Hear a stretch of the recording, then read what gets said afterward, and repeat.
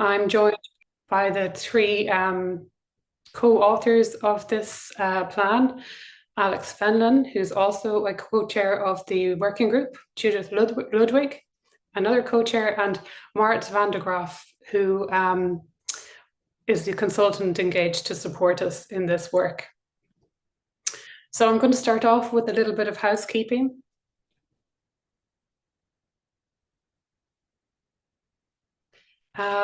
You may have noticed that we're recording this webinar. It will be available on the LIBER YouTube channel. The slides of the presentation will be available via LIBER's Nodo channel. We kindly ask that you keep your microphone muted during the webinar and that you refrain from using transcription software during this session.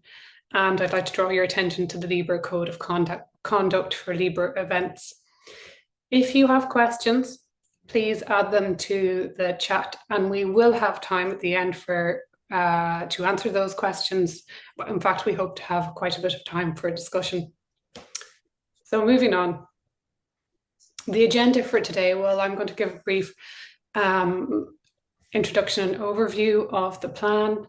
Maurits will give you some insight into the methodology behind the plan. Judith will cover the actions relating to access and usage. Alex will cover the actions related to data. You can pop in questions into the chat as we go, but we would like to have a questions and answering session at the end and some discussion, because we really welcome your input. I'm sure most of you here are already familiar with LIBER. If you're not, it's an association of 420 European research libraries with one mission, which is to support world-class research. We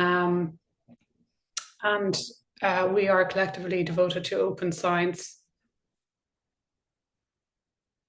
The LIBER Copyright and Legal Matters Working Group is a group of librarians, information professionals, lawyers, interested in copyright and other legal issues. We find we're quite a mixed bunch of professionals in that we're working with lawyers as well as library practitioners, and it's a very good way of mixing theory and practice and learning from each other.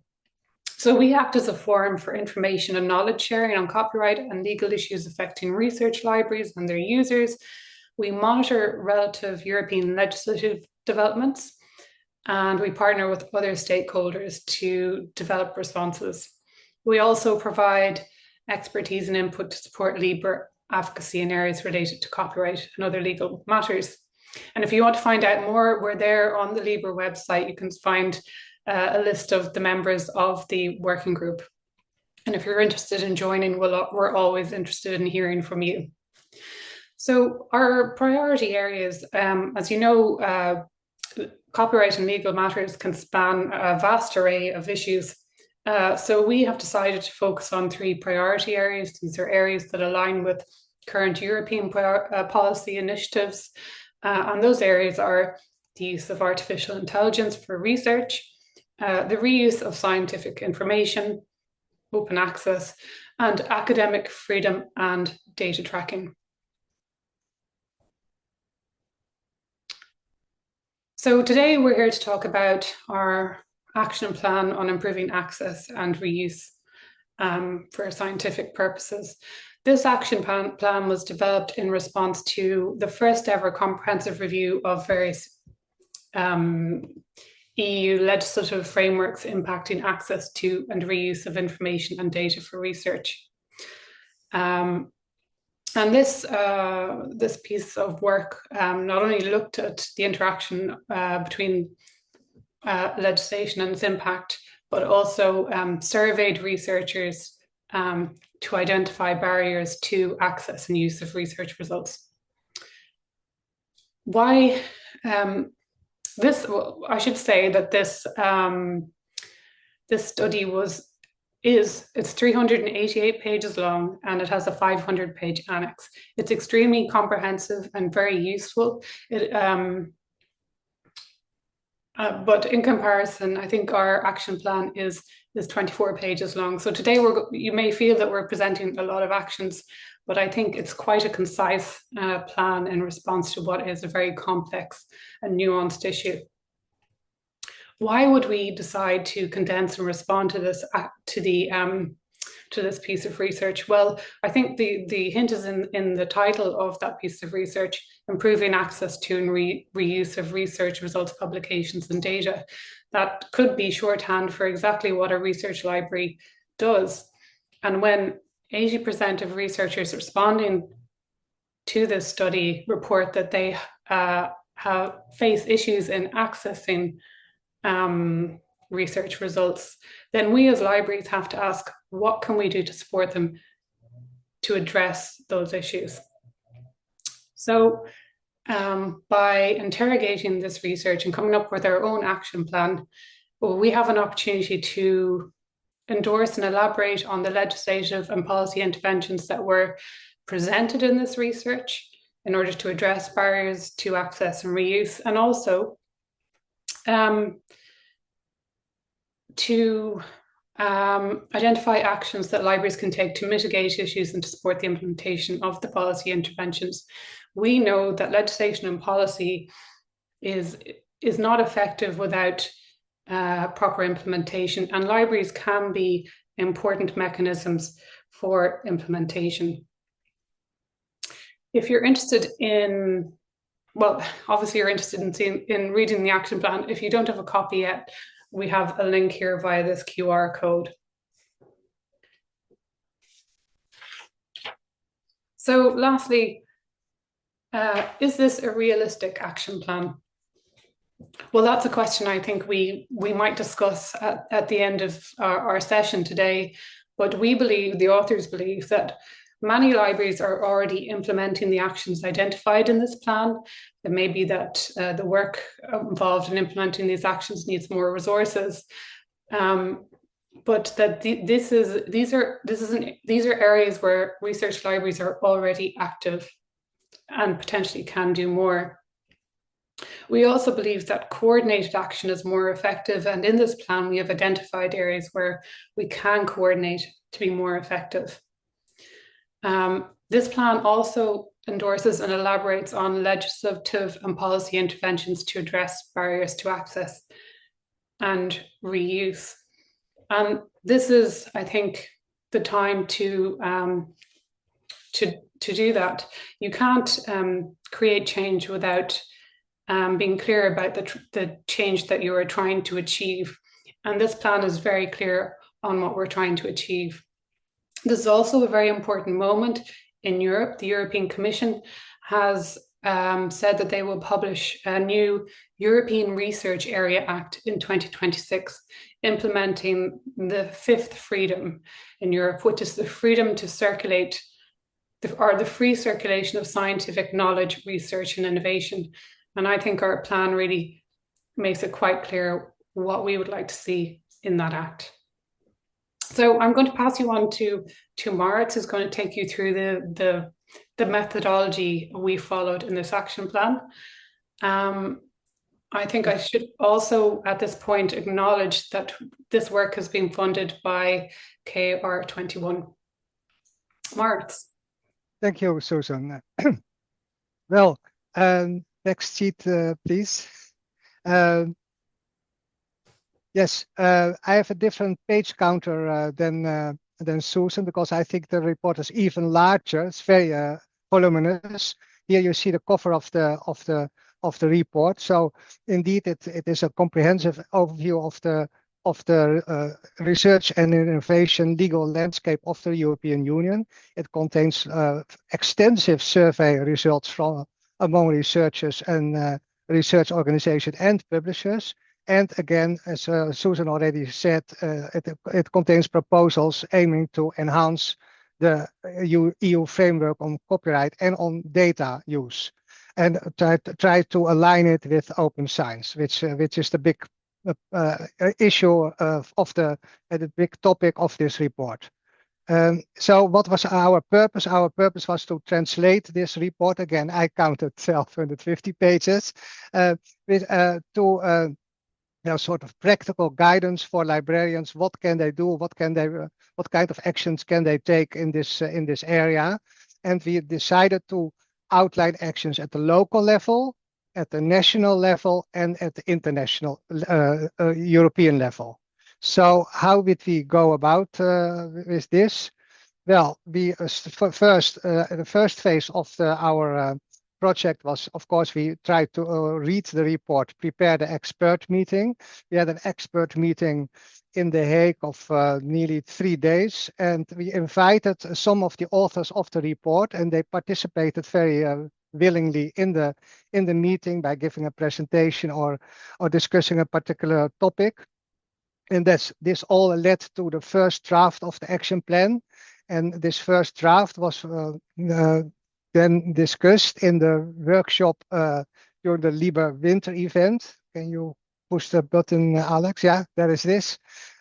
So we had a workshop at the LIBER winter event in Maribor in Slovenia with about 10 participants, and we discussed extensively this first draft.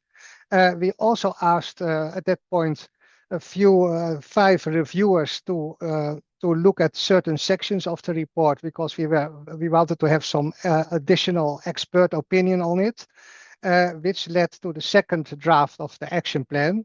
And the second draft of the action plan was then with an open consultation among the LIBER membership with a number of questions.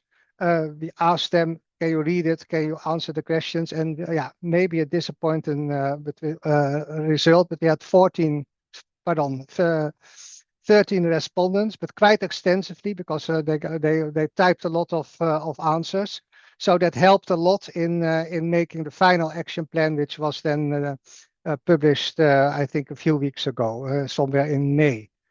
So yeah, that was the part for my part, and then I think now Judith is going to follow up with the next slides.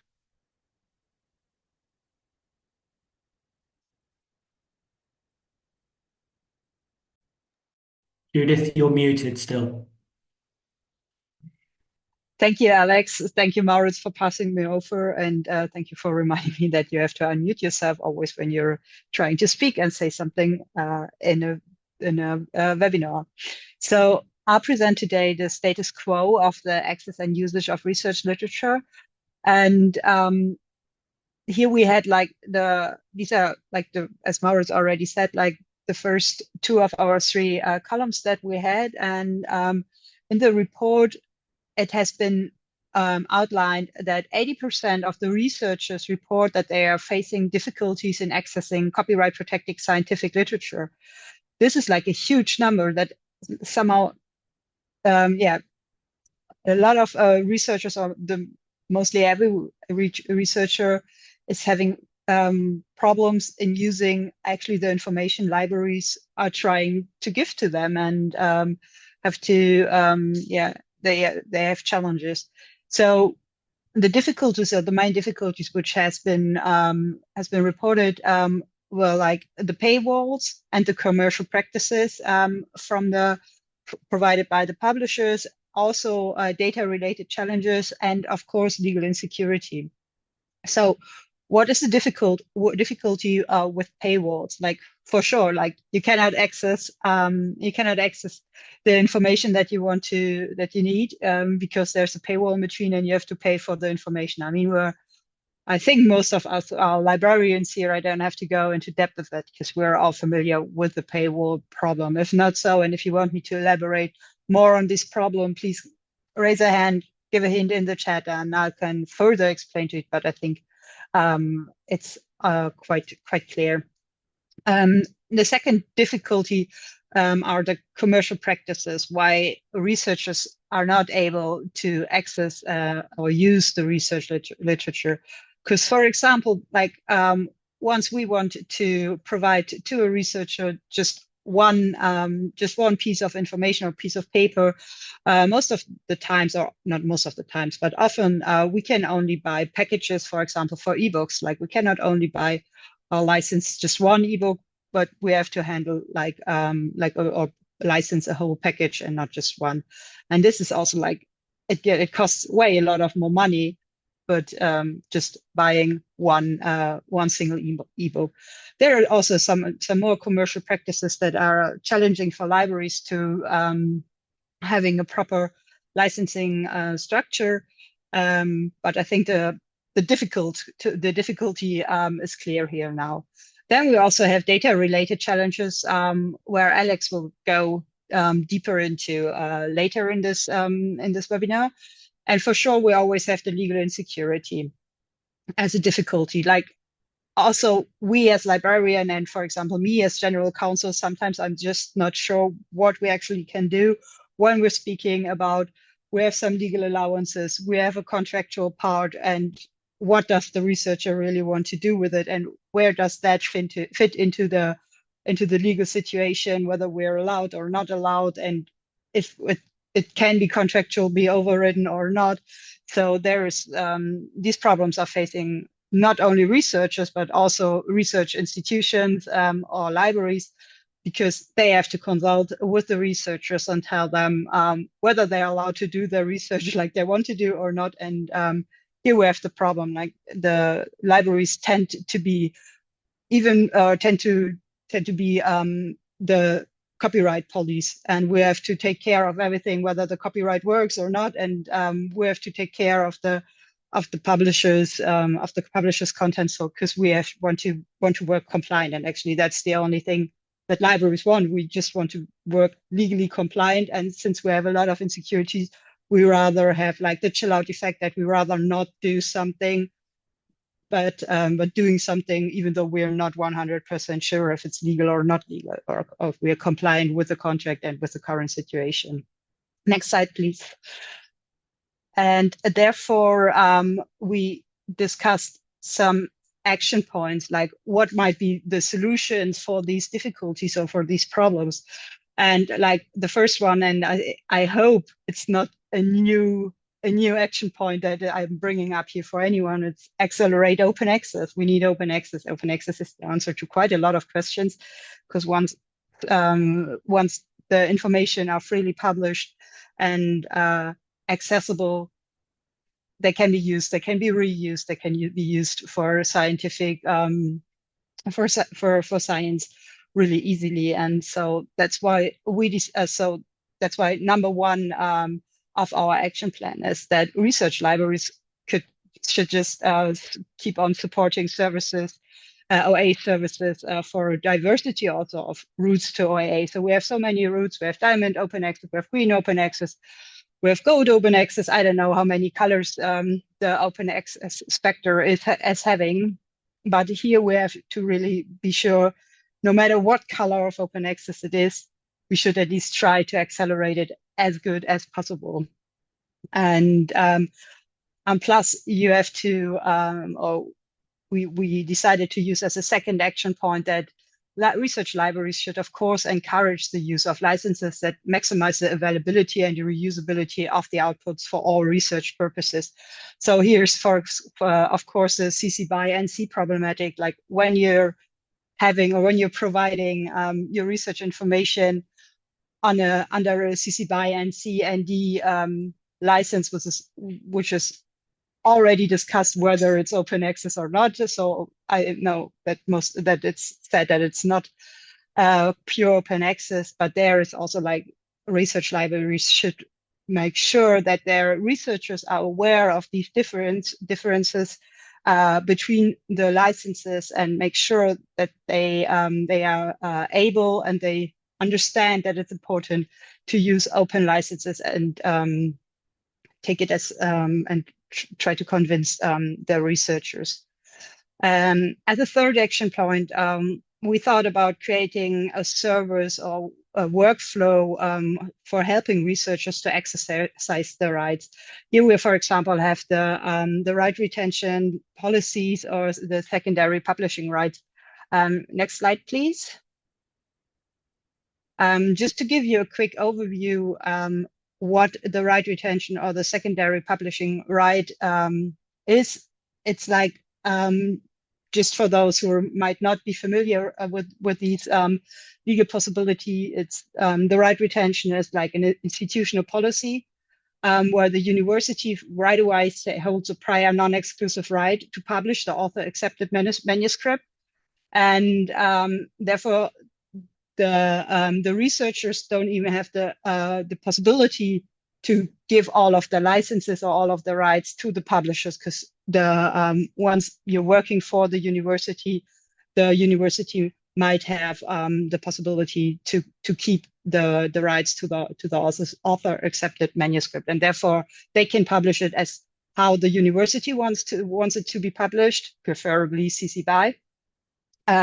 But of course, it's also always a question about scientific freedom, whether you can put these policies to every scientist. So there should always be, or could be, a opt-out on the right retention policy once a researcher really does not feel fine with a situation on the right retention policy. The secondary publishing right is also a very important mechanism to accelerate open access. It means that the national law allows researchers to republish their scientific publications under an OA license. And it's regardless of the terms or of the publishing agreements with the publishers, because it can't be a contractual overridden, and it's clear. It doesn't matter what's written in the contract itself. In the law, in the German law, for example, it says they can do it no matter what's written in the contract. We only have a little countries who are enshrined this secondary publishing rights, SPRs. It's in Germany, the Netherlands, Austria, France, Belgium, and Bulgaria. Even though it really sounds as an easy mechanism, the detail is really interesting, because there are so many different ways how to put a secondary publishing right and under which conditions the secondary publishing right is brought into national law. And here we have a lot of legal complexities, which makes it challenging for libraries to understand their national law compared to the European law, but also for the individual researchers, because it's a bilateral right between the publisher and rather between the researcher. So if there's something going wrong, the researcher will have the problems and not the library or the state. It will be the researcher. So there are also things that should be handled or should be thought through once you want to implement a secondary publishing right into your national law. So, and there's again a little disclaimer to our Copyright and Legal Matters Working Group. Once you want to do your policy, or if you want to make sure that secondary publishing rights might be implemented into your national law, feel free to join us to the Copyright and Legal Matters Working Group and ask for our experiences. I can tell you problems about Germany.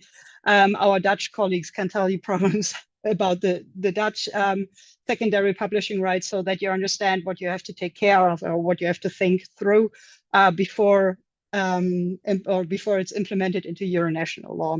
Please go to the slide before. So this was just a little excursus speaking about the rights retention or secondary publishing right. And there we are now at on action point number 4, so that you have to align the activities of your of the various library departments with open science objectives. So just get together at your own library and get connected and try to always keep open access on top and think about it. That's these are the action points that we are having for accelerating open access on research libraries. We're totally aware that this is not like the top 4 numbers and you don't have to do anything else. There are so many paths that you can do as well, or that you can add to this task. But these are for us the 4 main points that we have chosen as actions. So on the next point, what could you do on an institutional or on a national level? So monitoring the progress of open access and advocate for open science policy. This means go to your, I don't know, to your local politician, go to your local institution or to your local funder, and advocate, for example, for open science policies and always bring up the idea and the benefits of open access, explain the problems, explain also the solutions, of course, that that you can provide or that can be done for facilitating the access and the reusage of research information, because it's also like the funders who are paying for the licenses, and so they should be used properly. So, and there as well, advocate for a right retention institutional policy with an opt-out option, as I've already said. If some researcher is not feeling comfortable with giving all of their exclusive rights to an author accepted manuscript, just try to give an opt-out option so that the default case is open access and not the special case is open access. So the basis is open access, and once you don't want open access, you really have to decide to not publish under an open access license. So this is just a change of mind, and some researchers don't care, and those who really do care, they should have the chance to opt out, but not the different way. So this is how you could ease the path to open access. And yeah, for sure, also one other solution might also be to set up a collective action to support the exercising of the secondary publishing rights, in case the secondary publishing right is implemented in the national law. This is the Dutch case, I would say, because here we solve the problem with the secondary publishing right once the researchers are not using their rights because they're afraid of getting sued or getting problem with the publishers, so that you somehow have a collective action right behind the researchers to help them to use their rights and use the secondary publishing right. And the Netherlands are having quite good experiences with this collective action, so that they strongly are able to use their legal options or the legal possibilities to use their secondary publishing rights. And of course, what do we want from the EU? We need an EU-wide harmonized secondary publishing rights with minimal restrictions, so that we have like one common understanding of secondary publishing right, that even when you're moving from one country to another country, that your right as a researcher keeps the same, and you don't have to always think about, oh, how was it in Germany? How is it in the Netherlands? Or do I even have here a secondary publishing right? So this is really an important thing, that we need like a harmonized situation on the European level. Thank you, Alex. Please go ahead to the next slide. Thanks. So here we're coming now to the third overaction. It's challenge restrictive practices. In our action plan, we have them divided between access and usage, but I put them together on one slide because I know we don't have a lot of time, and I think it's also it comes clear when we just use it as challenge restrictive practices and don't divide between usage and access. So what could research libraries could do?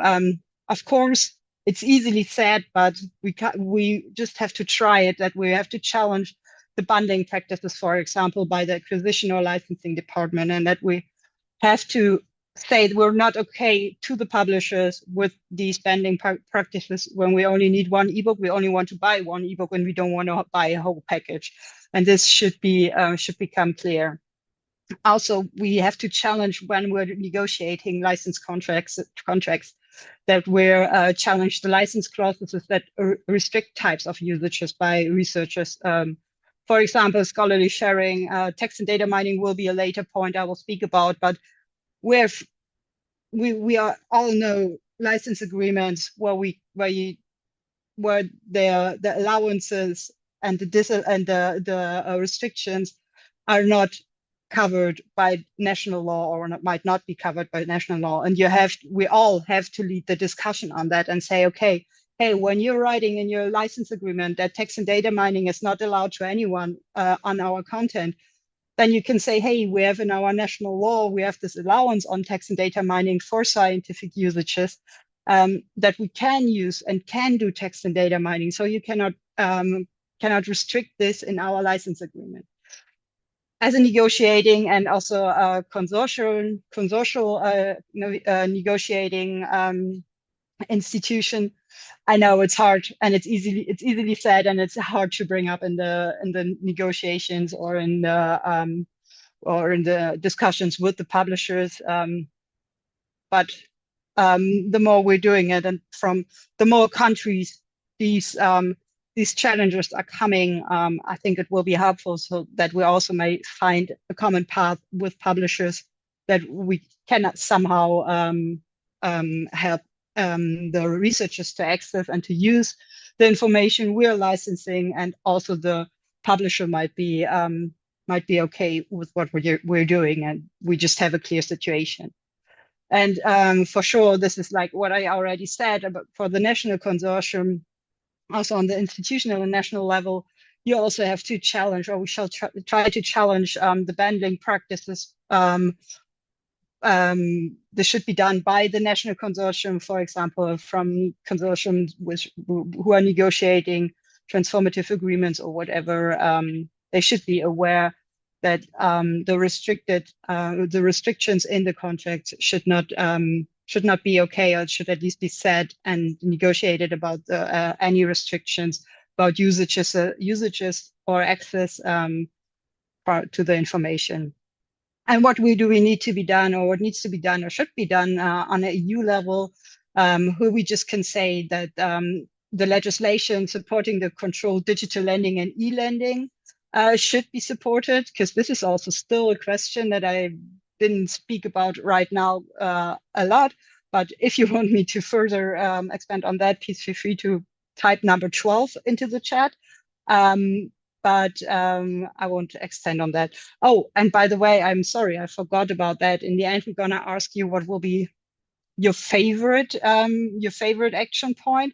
So once you think, oh, this is a good action point that I'll take out of this webinar, that I haven't thought about it, or that I think, okay, this is really the most important thing, please write that down. We're gonna have a quick survey later, like what the audience are thinking, or what might be helpful to provide better access and usages on data and research information. And yeah, number 17, you will see it's number 17 within the next slides quite a lot, because what we need is an EU-wide open-ended mandatory copyright exception for research with no contractual override, and where we exactly understand, we as libraries and researchers do understand what they can do and what they're not allowed to do, no matter in which country they are in the European Union, and no matter which license agreement is behind the specific content they want to use, and where they just can do their research and don't have to think about copyright or whatever, and just do their research. And libraries should not always be the copyright police, rather than help providing and accessing the usages. So next slide, please. And here we're, I'm always at the end, but the next action point is enable the usages. So once you have the problem, or once you figure out that there are like challenges why researchers cannot find or cannot use the information that you're providing appropriately, you should, as a research library in your own microcosmos, try to coordinate and invest in expertise in copyright and legal issues related to research, data and software, and try to provide practical guidance to researchers, which might be when you always get the same question: can we use this for text and data mining reasons? Or can I do this or that with that? Try to solve this problem on a top level, and so that you can answer and help the researchers to use the needed content. And therefore, you also need to incorporate copyright and legislative regulatory data issues in training and education of researchers. So always also help the researchers that they have to think about sometimes about copyright or some regulatory, so that they're not like, oh, I cannot do that at all, but I thought I can do it. And so that there might be some clearance through or within your institution. Of course, this should also be done on the institutional or on the national level, that it might be good to form a national copyright and legal data issues competence center, like where you can go to as a librarian and say, hey, I have this question. Can I do this? Can I do that not? And that they might be able to help and give like somehow some guidelines how to solve some specific problems, maybe covered by copyright or whatever. And then there's also like, get a network, create a platform to discuss research-related legal copyright and data issues. Speak with other libraries, show your problems, show the problems that you have on the legal basis, and try to solve this and share your knowledge. That's why we're here at LIBER as well. So in the Copyright and Legal Matters Working Group, for example, we're having this and we're discussing copyright and legal matters and try to solve this also on an EU-wide level, but you can also do this on a national level. I'm quite sure that that everyone is somehow having a legal point or something, and if not, yeah, feel free to join us or to ask some questions to the legal to our Copyright and Legal Matters Working Group, and we can maybe provide you with some help or information how to create such a platform or such a network, because most of those in our on the LIBER network are also having like networks on the national level. And of course, how to enable usage on an EU level, ask, demand for an EU-wide open-ended mandatory copyright exception for researchers and with no contractual override. This is really an important point with no contractual override, because when you can override it contractually, we already have, again, legal difficulties or insecurities. Next slide. And especially for text and data mining, this is currently a huge discussion. What does text and data mining mean? Is text and data mining training AI, etc.?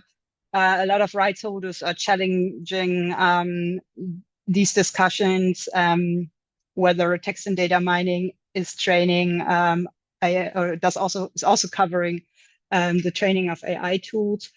And there, of course, our opinion is that the text and data mining allowances do cover also the training of AI tools.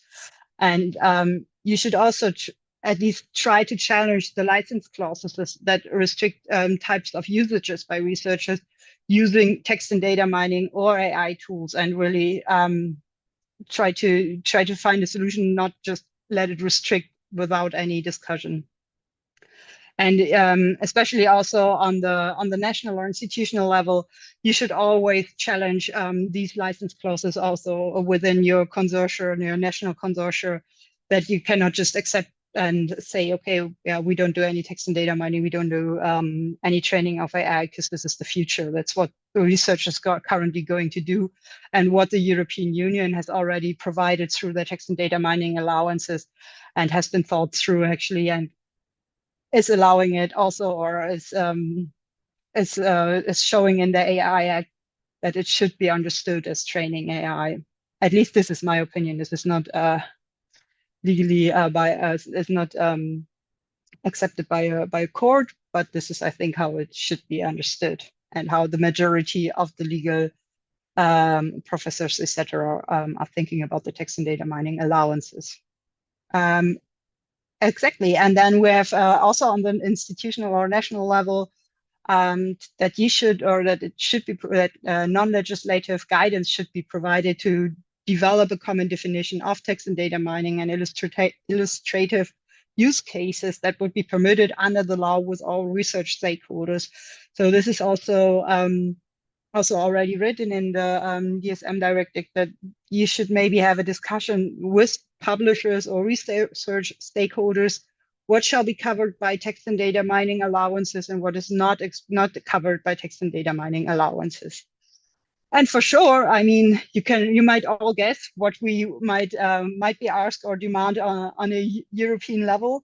We need an EU-wide open-ended mandatory copyright exception for research with no contractual override.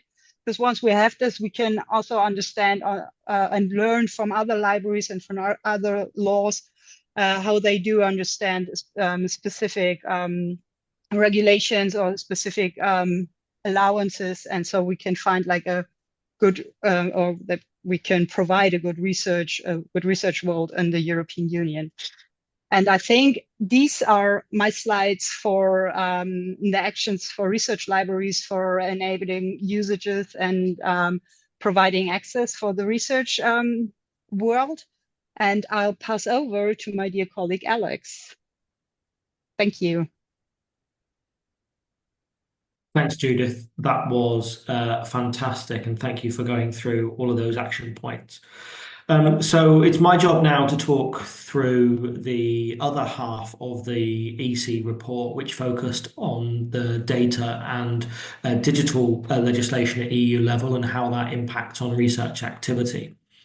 We know that data and digital tools are the driving force behind modern research at our institutions. We know that there is a requirement for access to data that underpins robust, cutting-edge, world-leading research that our institutions provide.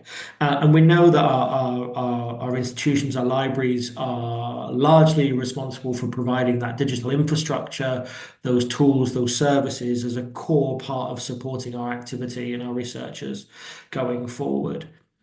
We're aware, of course, that funders and institutional mandates and policies are emerging and evolving all the time, focusing around research data management plans, the requirements to have data access panels, the obligations to make sure that research data is open, that it is fair, and that it complies with the care and fair data principles.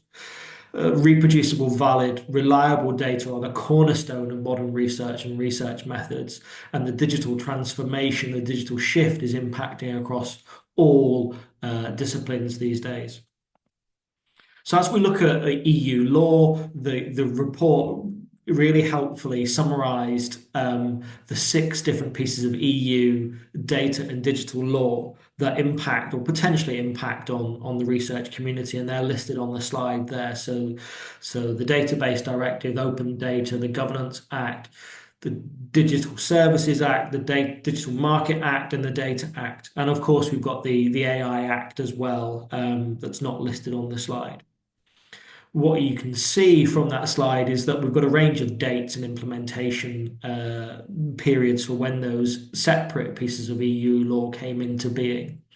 We also know that the legislation was drafted and pulled together by different parts of the European legal community, the EU and the EC, and so come from different stakeholders with different intentions, different aims, and different objectives. And the result is they are all different in terms of scope, and they all have different definitions. But equally, they apply to some extent to institutions and to our researchers as well. And what you have is a mixed approach. Some of these laws are regulations and have direct application. Member states don't have to implement them, but they are required to ensure compliance. Whereas others are directive, which require implementation, direct implementation into national law. So the member states have to create a new piece of law within their national legislation that complies. And there are mandatory elements and there are optional elements, and each member state has a different approach as to which bits they will implement and to what extent they will implement as well. And the result is a mixed bag. What you have is a lack of joined up thinking across all member states. Laws from we've seen with the list of the 6 legislation on the previous slide, they all date from different time periods. So the priorities and objectives will of course have emerged over the course of time. Open science, open research activities and agenda have risen over the last few years, and that has driven some of the more recent policy updates. But the result, again, is a lack of a harmonized approach. There's no clear implementation across all member states. Some have implemented them where they need to, Others are yet to fully implement them. There's that inconsistency in language and the implementation of mandatory versus optional provisions. So where Judith was talking about SPRs earlier on, it's the same within the data legislation landscape. There is a real sense of uncertainty around which bits of legislation impact on which research activity, or indeed if they do, and there is real nuance in the detail of those legislation, and especially in the national legislation as well. And it's complicated and it's frightening. If you're a researcher that's specializing in a particular discipline, entering into the legal field with the legal frameworks, with language that you don't necessarily understand, you're not familiar with, can be really challenging, and it can be a barrier to research. And we've seen that from the feedback, the survey responses in the big report. And that's especially so when you're engaged in data-intensive research, modern research methods, and even more so when you're collaborating not only within your own institution or within your own country, but across borders, whether that's within the EU, within geographic Europe, or indeed globally. And open science has helped tremendously. But not all research outputs, not all research data are available under open sources or under open licenses. And there are problems when you try to share your data with a collaborating institution, with a collaborating researcher. There are challenges that arise when you're trying to publish your outputs, and the reproducibility crisis is well known and been going on for a few years. If you're looking to collaborate with an industrial partner, there are challenges around public-private partnerships. And when you're looking to translate your research into impact, when you're looking to commercialize some of that research potentially, or use it with charity organizations or public sector organizations outside of the university, there are challenges around the use of data and digital infrastructures in that space as well. So what we've got then is a number of actions for research libraries that enable data-driven research. As with the earlier actions, we flag again the need for increased awareness of the legal issues that impact on research data, research software. What are the obligations and opportunities under EU law and the EU legal framework? AI, as we know, is changing how we work and function, and we know there is a lot of uncertainty around it. We also know that it's really widely used and will be the cornerstone of activity across our institutions. Ensuring that the awareness of the legal issues is embedded within the education of the current, future researchers, our students and professional services staff, our librarians, is really critical.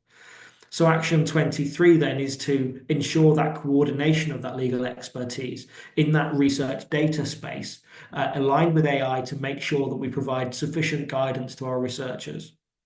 And 24, so that it's included within that training, and make sure that the next generation of researchers is aware of those obligations, and indeed the current generation. As we move on, continuing with the theme of enabling data-driven research, balancing the need to ensure increased cybersecurity while supporting findable, accessible, interoperable, and reusable research data poses a lot of challenges, but it's an important feature of the European research landscape. Many institutions have research data management services and repositories already. Ensuring these are adequately supported, maintained, managed, and updated in line with modern digital scholarship methods is vital as data-driven research increases.